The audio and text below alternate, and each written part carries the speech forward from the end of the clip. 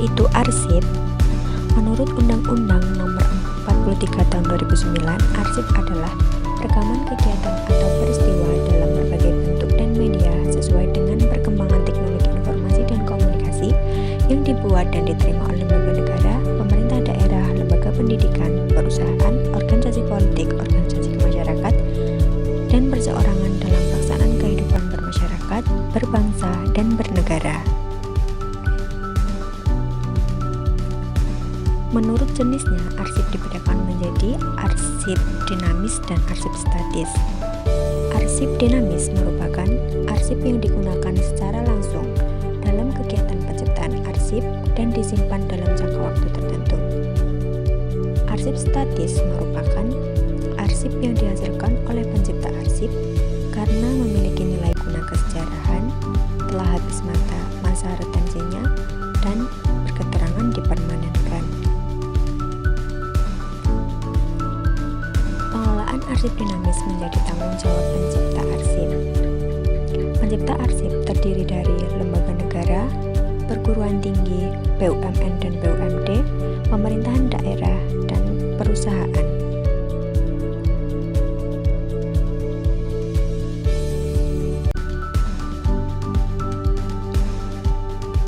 Pengelolaan arsip dinamis dilakukan dengan cara penciptaan, penggunaan, pemeliharaan, dan penyusutan.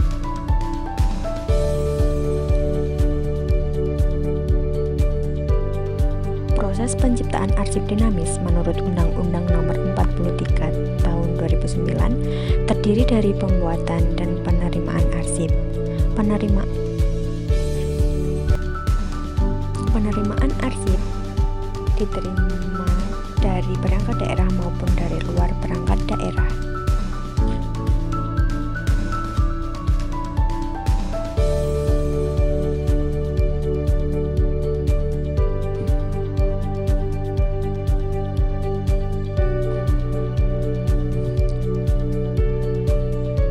Setelah diterima, arsip akan didistribusikan secara cepat, tepat waktu, akurat, dan aman.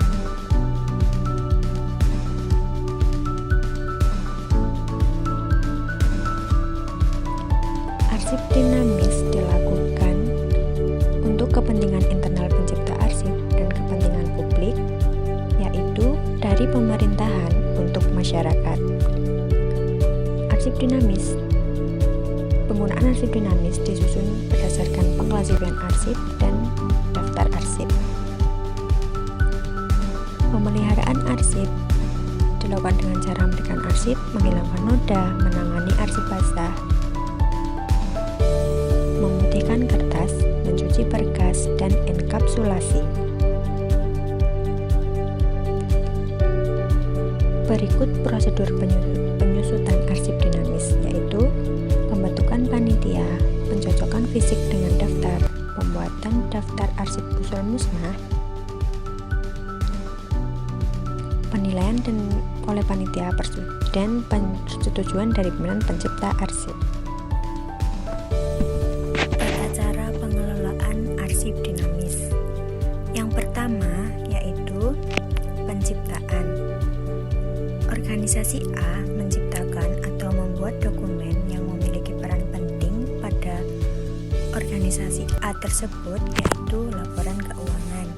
Jadi di sini contoh arsipnya yaitu mengenai laporan keuangan. Selanjutnya yaitu kita harus membuat daftar retensi arsip dengan format seperti ini.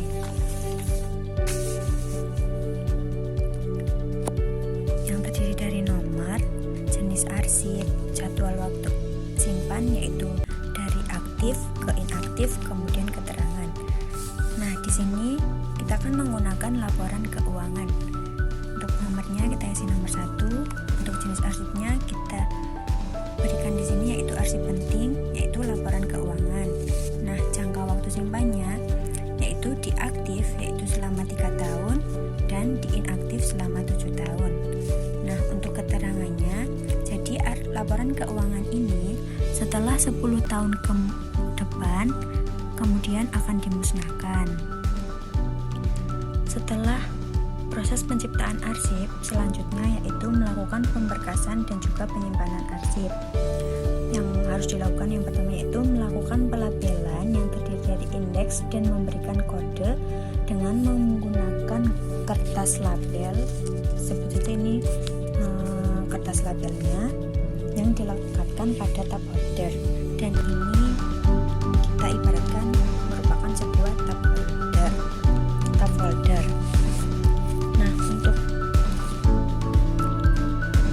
Untuk pelabelannya kita di sini yang pertama yaitu kita melakukan pengklasifikasian, kemudian memberikan kode terhadap arsip ini. Kita misalkan di sini yaitu kita tulis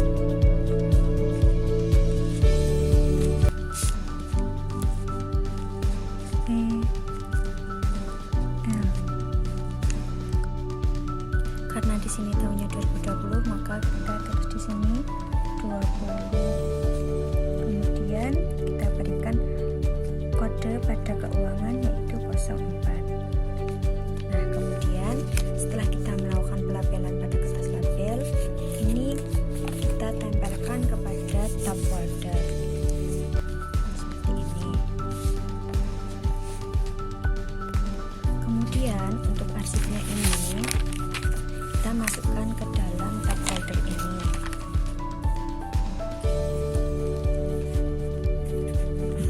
Setelah proses pemberkasan ini selesai, langkah selanjutnya yaitu penyimpanan.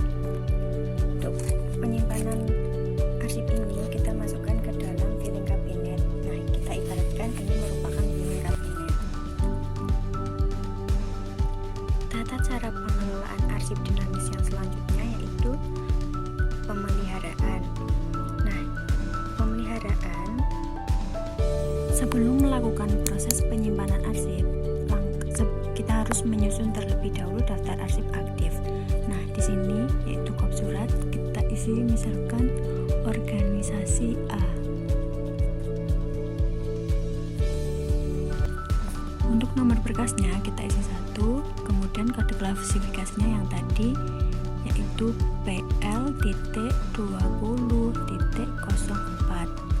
Untuk uraian informasinya yaitu tentang laporan keuangan. Untuk tanggalnya di sini saya menggunakan tanggal 29 yaitu tanggal hari ini, dan untuk jumlahnya yaitu 1. Untuk keterangannya ini lengkap karena arsip tadi merupakan arsip lengkap dan tidak ada cacat sedikit pun, dan merupakan arsip yang otentik atau dapat dipercaya. Tata cara pengelolaan arsip dinamis yang selanjutnya yaitu pemeliharaan. Untuk pemeliharaan dapat dilakukan dengan cara membersihkan arsip, kemudian menghilangkan noda yang ada pada arsip, kemudian menangani arsip yang bersifat basah, kemudian memutihkan kertas, dan selanjutnya yaitu dengan cara enkapsulasi. Nah, di sini saya akan melakukan pemeliharaan arsip, yaitu kita ambil terlebih dahulu arsip ini.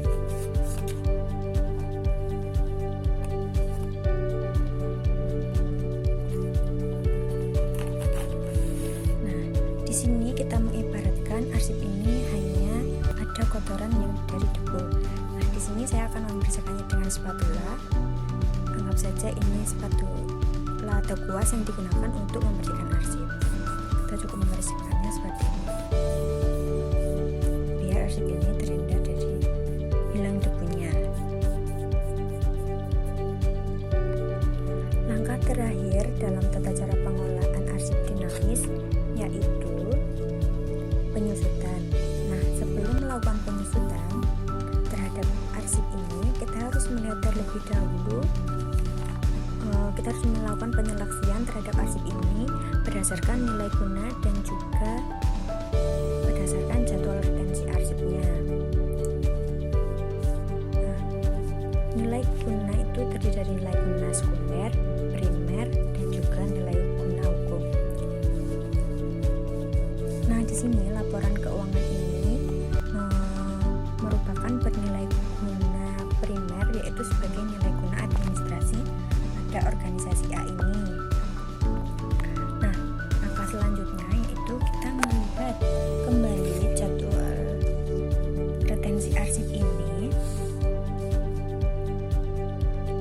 di sini laporan keuangan akan dimusnahkan setelah 10 tahun kemudian.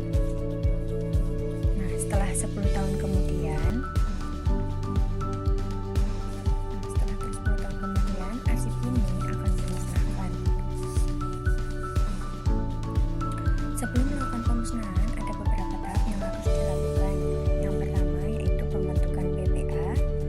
Yang kedua, penyeleksian arsip berdasarkan CRA ini yang berketerangan bahwa 10 tahun akan dimusnahkan, dan mencocokkan arsip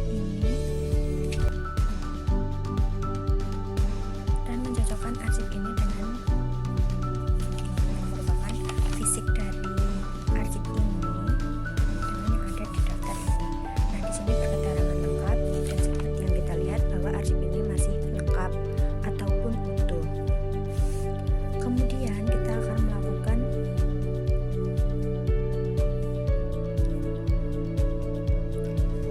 yaitu membuat daftar arsip usul musnah dengan format seperti ini, dari nomor, jenis arsip, tahun, jumlah, tingkat perkembangan, dan juga keterangan.